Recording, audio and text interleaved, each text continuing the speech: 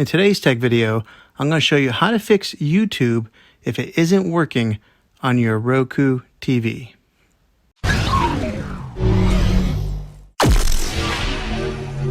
I'm going to show you a couple of really simple ways to try and solve your problem. The first one is probably the easiest one to try, and that is to unplug your TV from the wall outlet and wait 60 seconds. Now don't be impatient, wait the whole 60 seconds and then plug it back in. This is very different from turning the TV on and off with your remote control. This is what we call a hard reset of your TV, so make sure you try this method. If that doesn't work, try deleting the YouTube app off of your TV. So go over to wherever the apps are located on your system and remove the app altogether. Then reinstall the YouTube app again.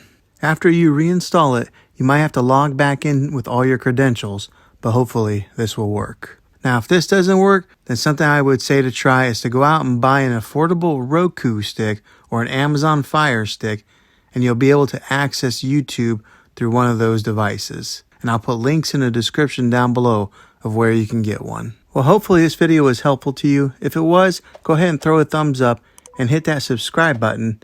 I make tech videos all the time, and I'd love to have you back in the next one. Take care.